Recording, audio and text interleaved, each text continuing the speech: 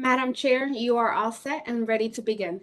Awesome, thank you. I'd like to call the Human and Community Service meeting to order. It is 6 p.m. on the dot.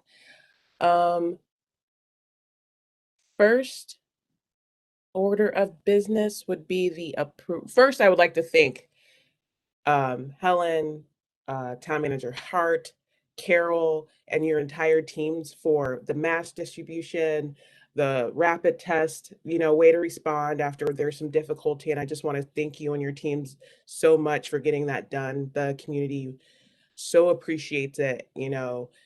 During this time, we're all just trying to survive and make it through. And what you guys are doing, I mean, way to make, A+ effort to get it done. We didn't know what was going to happen. So thank you so much. So the first item is the approval of minutes for October 14th, 2021 and December 16th, 2021. Did anyone see anything in those minutes that needed to be changed? I did not. No. So a motion to approve the meeting minutes? Yes. Thank you. 2B, the new Elmwood Community and Cultural Center Advisory Committee. Town Manager Hart, do you want to speak on that?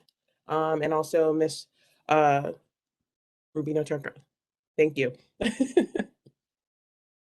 I would be happy to. Good evening, everyone. Matt Hart, Town Manager. Welcome to tonight's meeting. I just want to pull this up. There is an attachment that we loaded today, if folks want to retrieve that. Just opening it now. So committee members will recall, because we've been chatting about this for a couple of months, that towards the end of last council term, we recommended that the council establish an advisory committee for the purpose of our new community center project, which we're very excited about.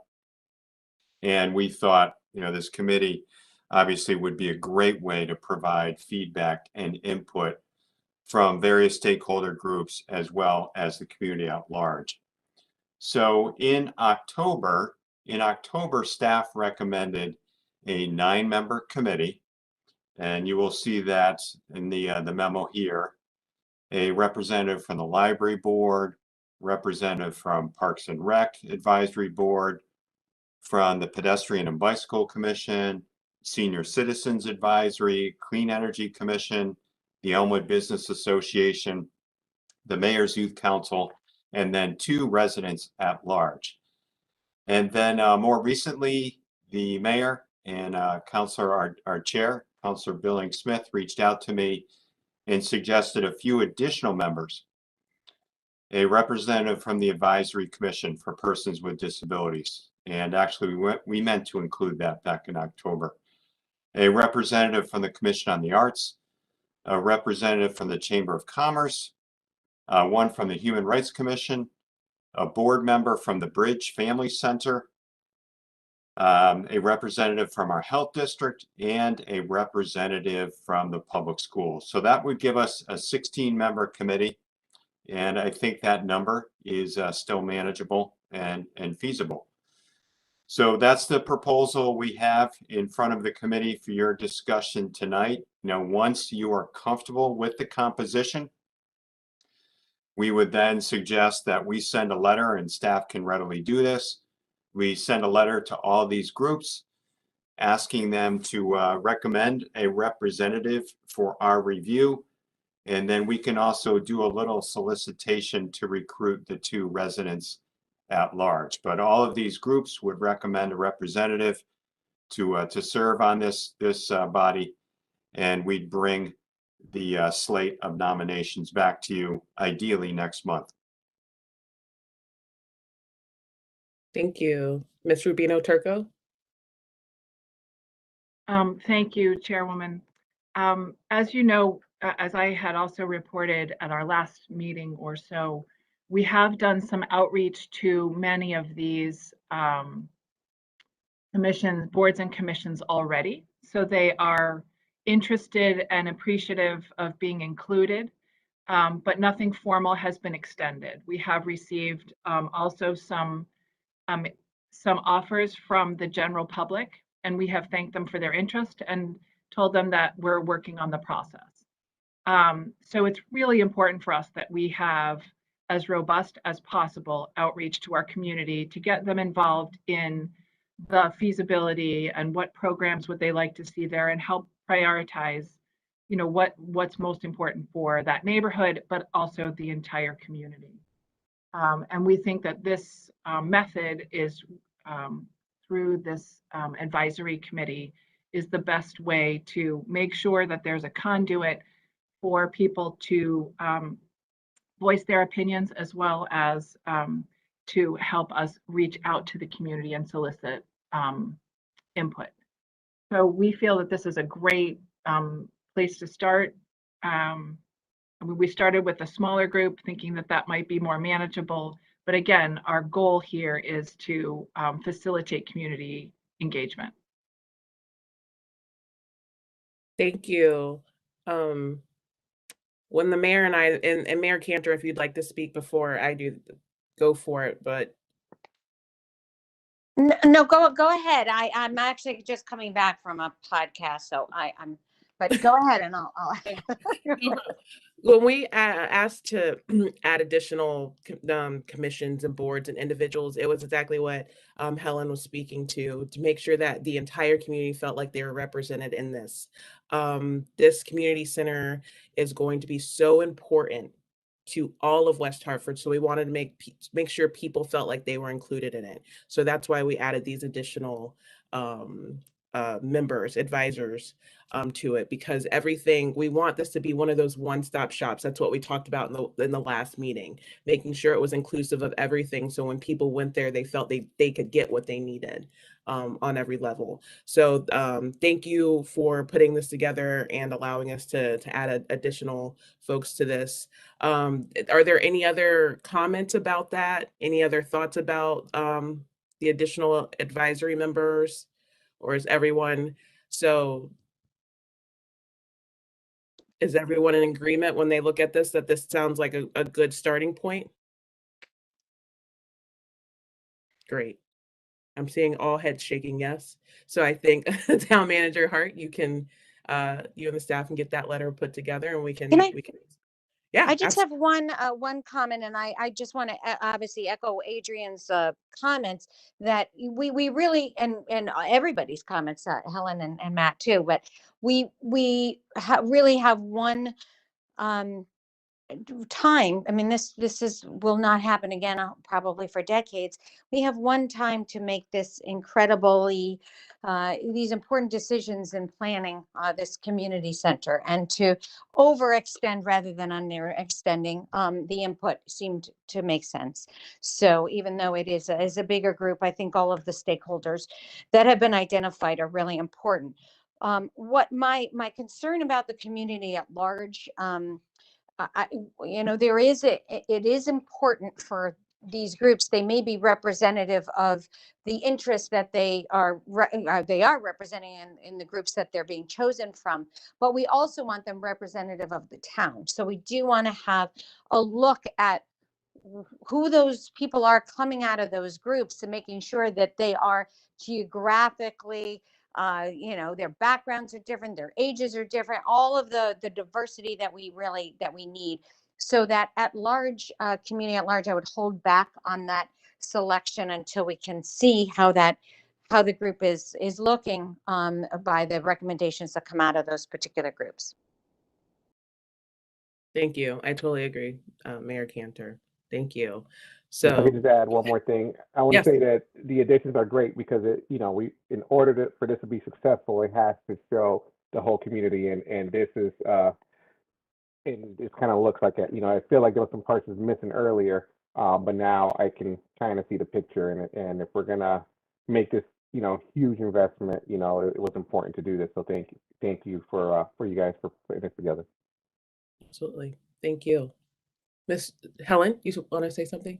Yes, thank you. Helen Rubino Turco again. I wanted to just mention that several of these boards and commissions have already done some internal discussions and have made some nominations. And in some cases, it's like, this is this is the person we'd like to serve. We have someone who's an alternate.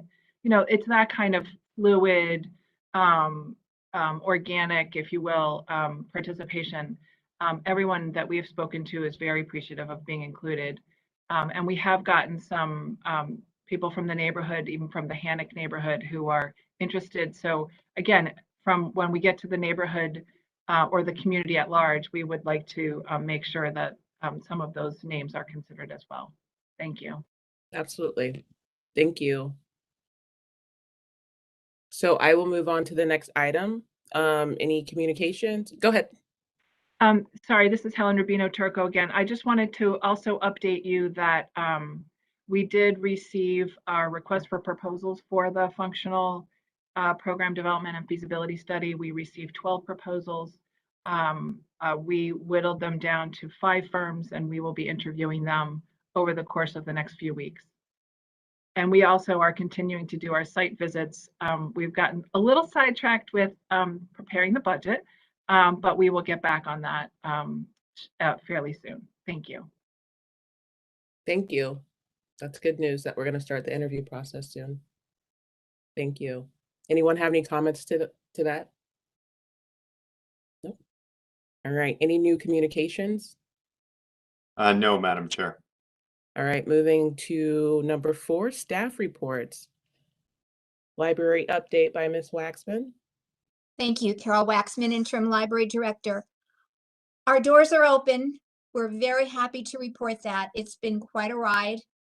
We've been short-staffed on many days, but we've managed to get everything going as we should. We did have to close the Faxon branch one day due to lack of staff, but all of those patrons could certainly have been served at the other 2 buildings.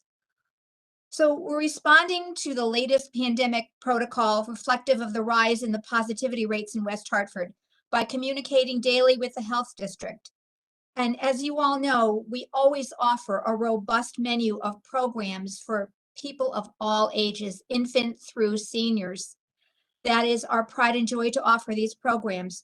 And we fully expected to offer these in person this winter in small groups, and we're planning accordingly.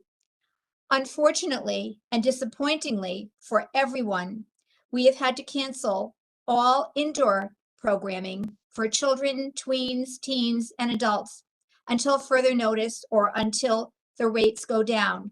We are working very hard to pivot and to offer a lot of these programs virtually. We will have grab and go crafts. We will be online with adult programs and teen programs, also with children's programs, changing some of them so that we're working so hard to capture the attention of the young children to sit and watch the screen while we're on there.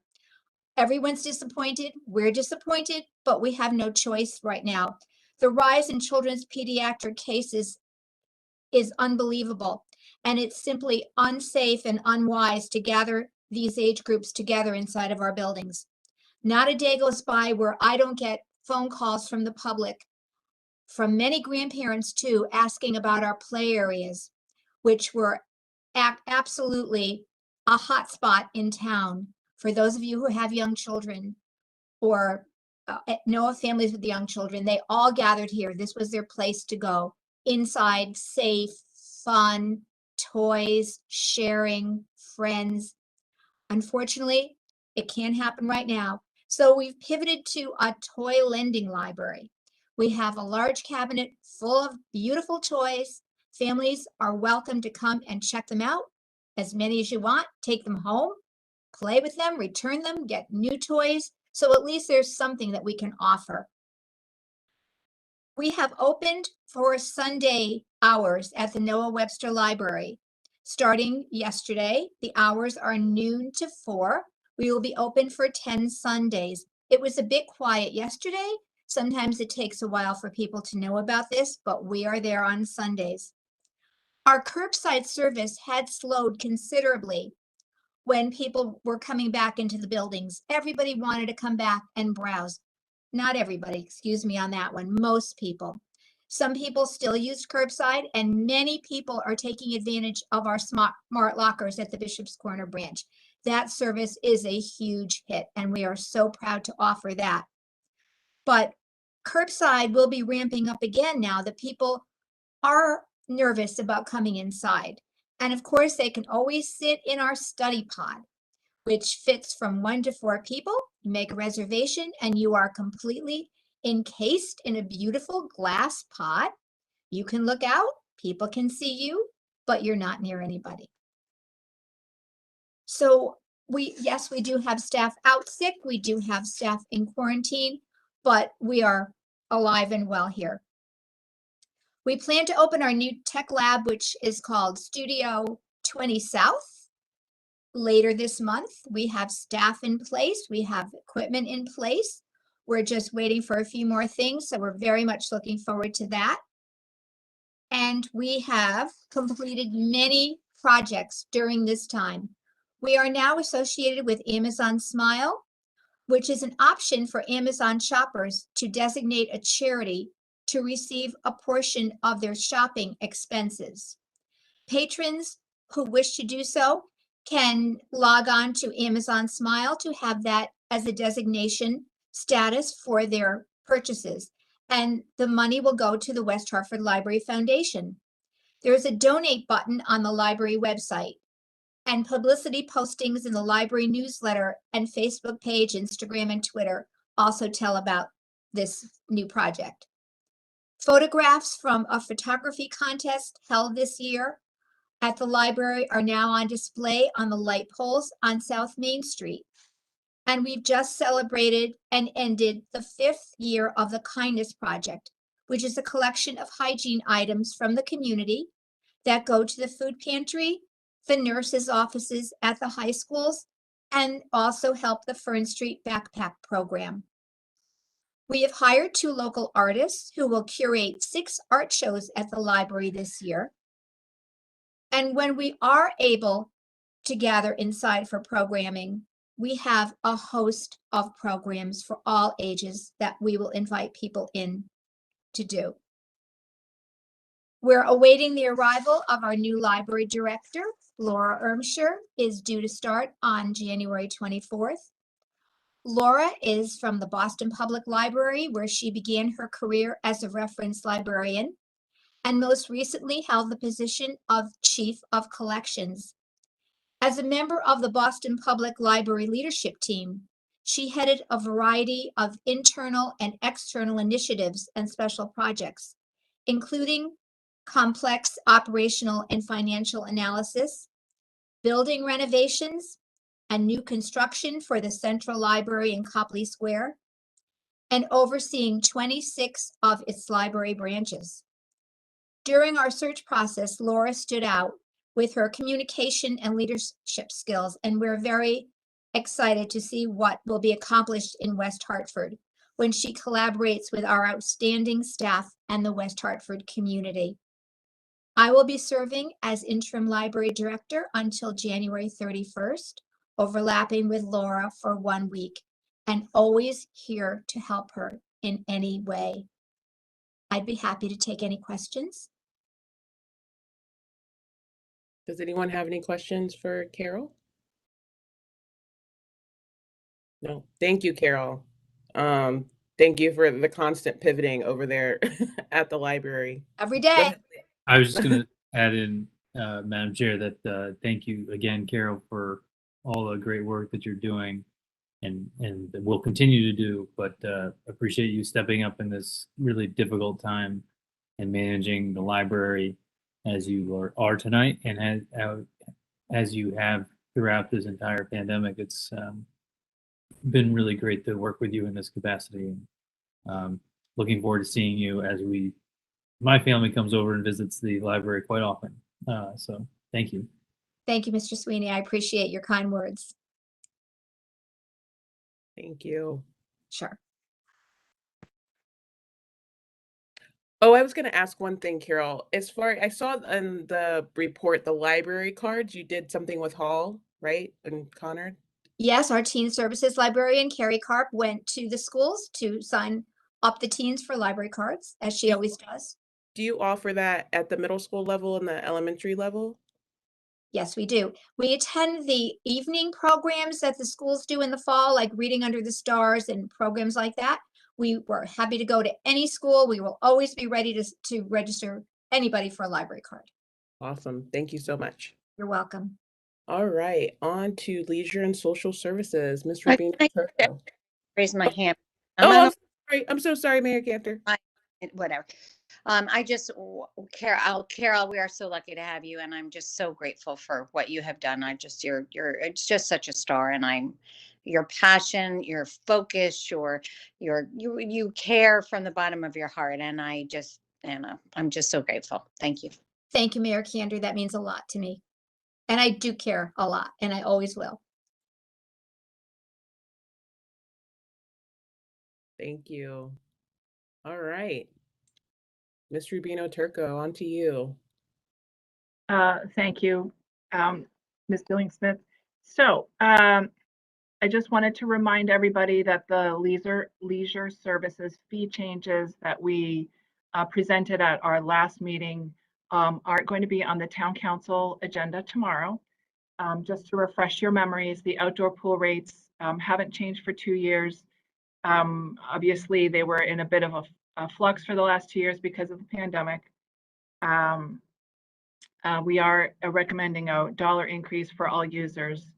And at Rockledge and the Buena Vista golf courses, we would increase the greens fees by $1, and the season passes would also increase between 3.2 and 3.8% at Rockledge, and a little bit more, 4.3 to 5 at Buena Vista. Those rates haven't changed in 2 years either.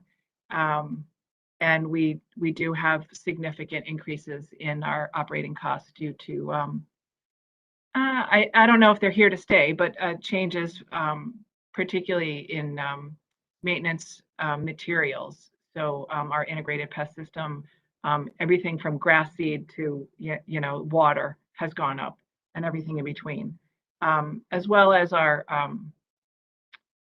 minimum wage, of course, which we have to recognize and absorb. At Veterans Rink, a minor change is a $10 increase in the rental of an entire sheet of ice, and we've also adjusted what in season means. And all of these changes are basically retroactive to January 1. The only one being Veterans Rink would just go into effect when this fee change goes in. All the other ones really aren't affected until later this year. Are there any questions about the fee changes? I also wanted to assure you that we compare what we're doing with regional and peer communities, and we're very much in the ballpark when we do this kind of thing. Seeing no questions, I'll continue. Recently, the Westmore Park outdoor classroom was reviewed again by the Town Plan and Zoning. It required a look back, which we conducted with them on January 3rd. It was successful, of course. Really, the outdoor classroom is a wonderful example of the community coming together and supporting an initiative, as well as town staff and volunteers. We really had great input also and support from the neighborhood and the community. And the outdoor classroom went up in very short time frame, and is just beautiful. And I would encourage you all to visit it if you haven't yet. And then kind of sticking in the area theme of capital projects, I wanted to confirm with you that we have chosen Northeast Collaborative Architects to design our Eisenhower pool. Their bid was quite competitive, but they also really struck us with their approach. They have, and they're subcontractors. So they have chosen Councilman Hunsaker, which is a nationally known aquatics design team, as well as some local consultants that we have done a fair amount of work with and are very comfortable with Bemis Engineering and Machi engineers. So the principal there that we'll be working with, NCA, is really kind of out of Middletown, Connecticut, but is a West Hartford resident. So it's also very nice to have somebody who really understands the neighborhood and our community to lead the team. And we're just very pleased. We've had a kickoff meeting, and believe it or not, we were able to find designs of the original designs. Everyone was scratching their head. Someone had a copy of the designs, but it had, coffee spilled all over it, I don't know, a dozen years ago or something. But we were able to find designs that went back to the late 60s when it was built. So that was, I was able to find those and pass them along to the design team. We also have other projects that are underway, including an interesting dredging project at Rockledge. There's a silt pond there that needs to be dredged, and we're hoping to, we plan to use some ARPA funds to help resolve this. But we are preparing to go before the town plan and zoning in early February. And it dovetails, interestingly, with because of the success we had at Spicebush Swamp with dredging McGovern Pond there in-house, we've really developed a very good working relationship with various experts. So between our engineering department and our leisure services staff and public works, working together to do projects in-house instead of going outside and having bringing in a larger company, we're able to do it for a fraction of the cost. Interestingly, the Connecticut Parks Association is, I'm vice president of the Connecticut Parks Association, and we're hosting their winter workshop, and the topic is pond dredging. And so we're going to have that in the middle of February. I just thought you might be interested. So we're having some experts come from SLR, which is a consulting company that we've worked with a number of times, as well as our own town staff, as well as an outside company that does a different kind of dredging. So we'll have a variety of voices and opinions, and this is and probably a local tour if weather permits. So I just wanted to let you know that. We are, for a quick programming update, the spring summer camp guide is under development right now. We have found that, as you know, this is we will print a limited run, but this is now accepted by our community as being online. So we have a beautiful, when it's ready, the beautiful brochure will be available online as a flippable document.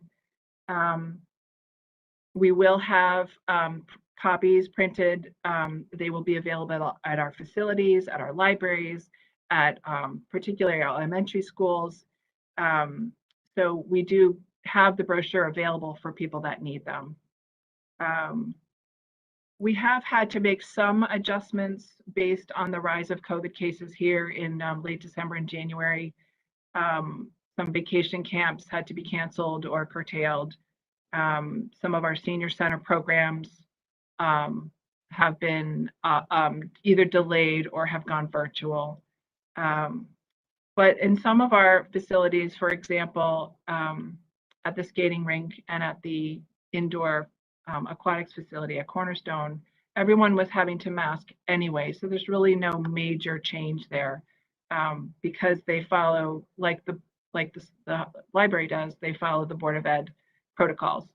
So we have had, popular events and but all in as safe a way as possible. And we did have the mask and testing kits, the distribution through a variety of vehicles. And we're really pleased with being able to turn that around fairly quickly, but in a really equitable way. And so we continue to distribute the masks and test kits if additional ones become available. And the last item I wanted to share with you is that we have had a rise in some complaints to the Fair Rent Commission.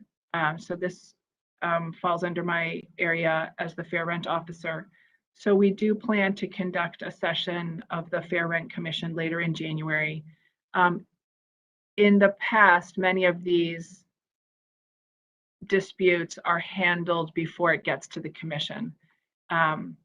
Sometimes the commission or the fact that there's going to be a hearing is an incentive for the two parties to come to an agreement. But we do have some bad actors, some difficult landlords in town.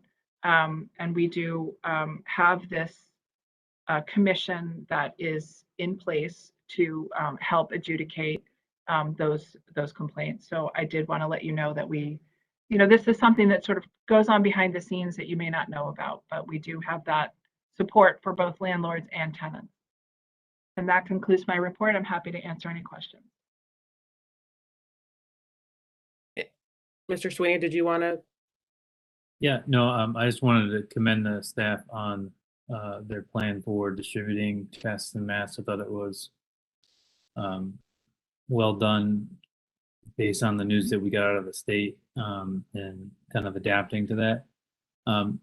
With that, do you have a more to the actual number, how many tests we have left, masks that we have left, sort of kind of inventory and to provide? I'm going to let Matt Hart answer that question. Thank you.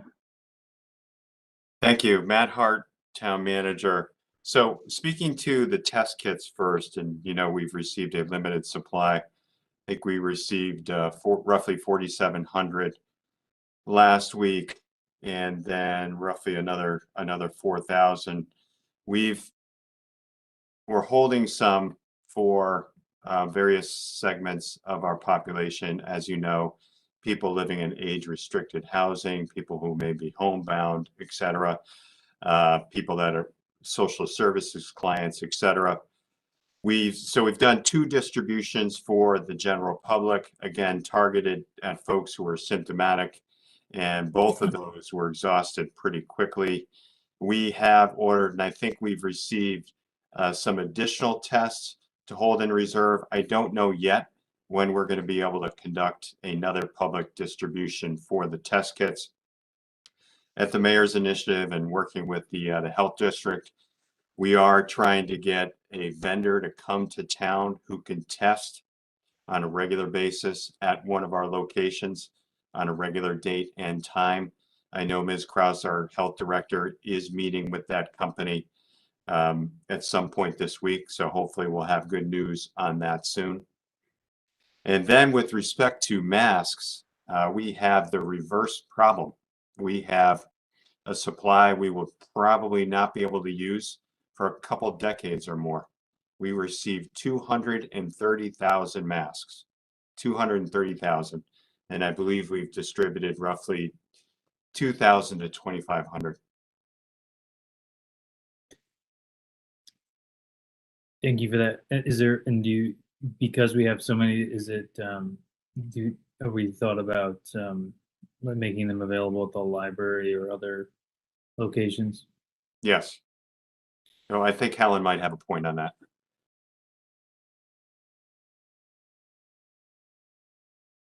You're on mute. Thank you. Sorry. Thank you, Mr. Hart. We are distributing them on a regular basis through the food pantry as well, and through various facilities like the Hannock House, the Hannock Building. But I did also want to acknowledge and commend Bob McHugh and the CERT team for their role in all of this, because they are an amazing bunch of people who have gone through some extensive training, and I've attended some of the training sessions with them, so I know how in-depth they're getting.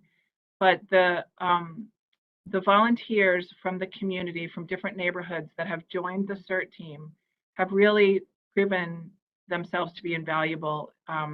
Their gift to our community is almost immeasurable, because when they come, they follow directions, but they also have a knowledge base and the ability to work together and to fit into a scheme brilliantly. And Bob McHugh, of course, really involved them as they were developing their CERT team and developing how they wanted to operate. They were part of that decision-making process, and it's really just been a huge success. And I just want to thank Bob McHugh and the other members of his team that put that program together and showed up here quickly and quickly distributed masks and test kits. Yeah, amen to that. I had the opportunity to see them in action, and they are doing it with a smile on their face, and it's really quite awesome to see what they're doing and how happy they make people when they arrive. So kudos to Bob. Just continue to do awesome work for the town and the entire CERT team. They were all out there freezing but smiling and making people happy. So Go ahead, Carol. Yes, I just wanted to say that the range of service that they give to the town is amazing. This past summer, we had concerts in Eisenhower Park. They were there to cross the families on the street from the parking lot. They are an amazing group. And I was very proud to have been in the beginning of the entire project with Bob. It's our town, it serves so well by this extraordinary group of people. Thank you.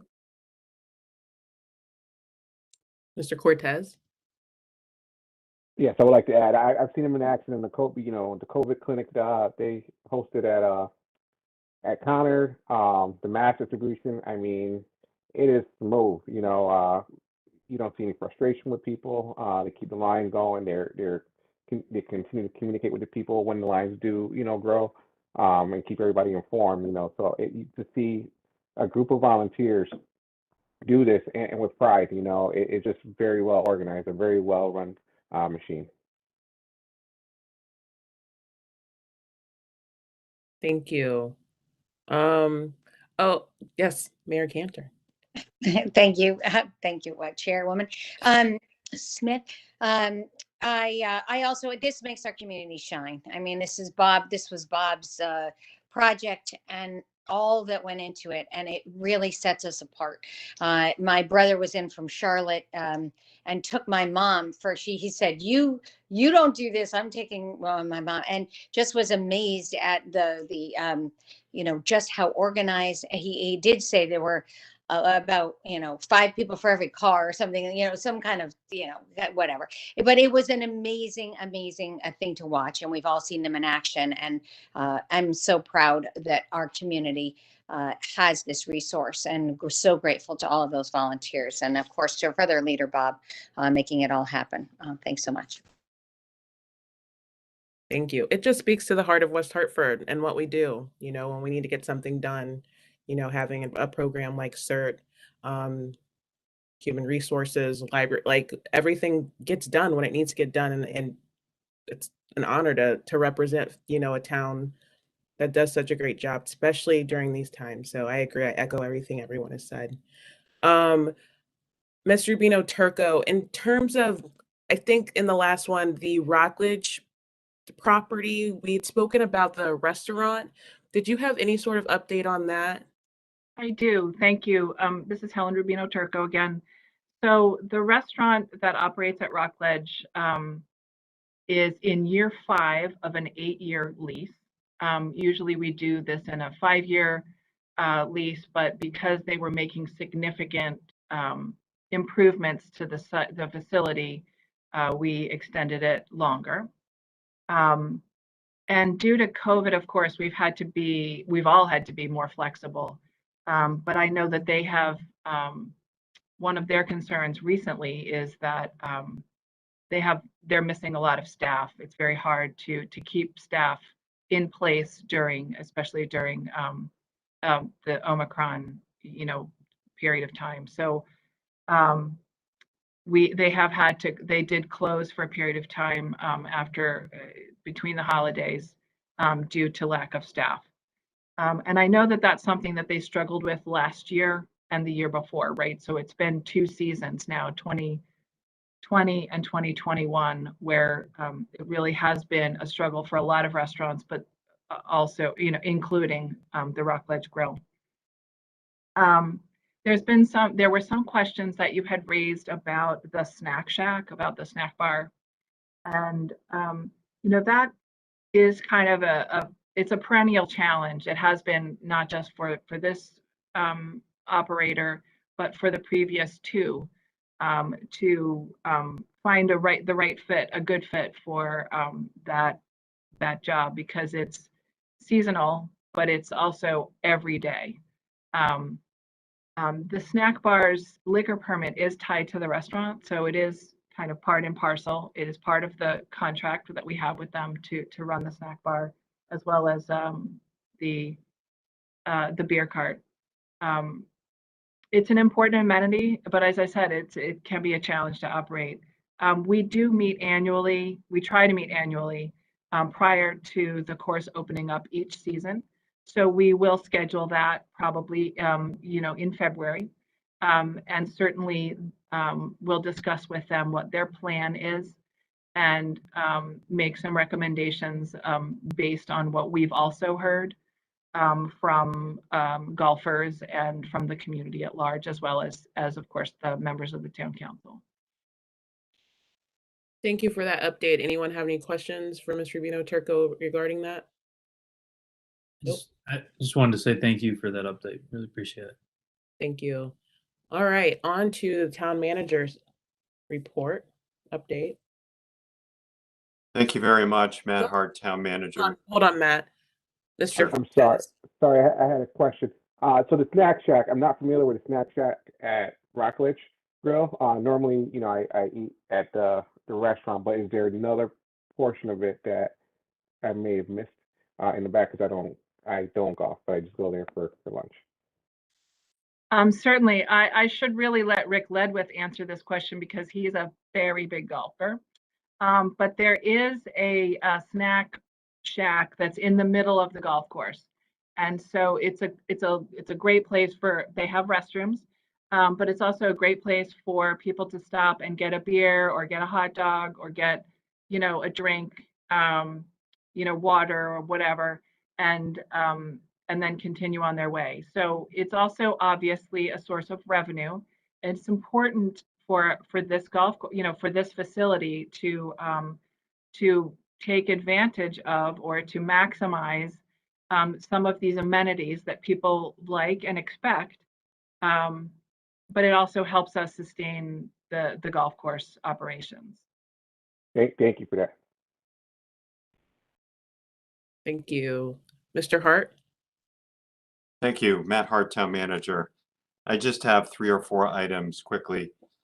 First of all, I wanted to mention that Rick Ledwith has joined the meeting today, and Rick has been very diligent about attending all of our standing committee meetings to get up to speed on various projects and initiatives. So I want to welcome Rick and thank him for attending tonight.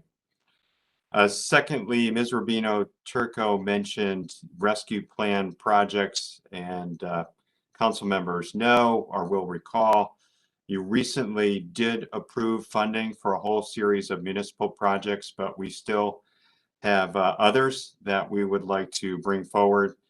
I'll be reaching out to the mayor about restarting our community engagement process, and then we'll be bringing that to the Finance and Administration Committee for more discussion.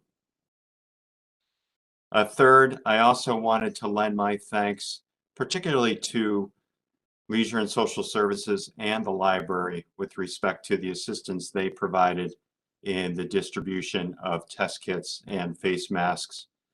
I think the partnership, the collaboration that those 2 departments demonstrated really shows the progress we've made, I think, as an organization over the last couple of years, and how we're able to work together and work across departments. I think the example of the library being able to very quickly step in and handle the phone calls following our test kit distribution, is one testament to that. So a big thanks to them for their assistance to the health district, to emergency management, to public safety. It truly is a team effort here, and very, very proud of what we've been able to accomplish in that regard. And then lastly, I'm also looking forward to welcoming Laura Ermsher, if I'm pronouncing her last name correctly, I think I am, as our new library director. Again, I had a chance to meet with her during the recruitment process. I was very, very impressed, and I think she'll be a very nice fit for us. And I would like to thank Carol for serving as interim director. I know Carol has had an opportunity to do it a number of times throughout her career. And Carol, really appreciate your responsiveness. And you're just, we couldn't ask for a better team player. Thank you so much for everything you've done. Thank you, Matt. Appreciate that so much. And that completes my report for this evening. Happy to take any questions you might have. Any questions for Mr. Hart?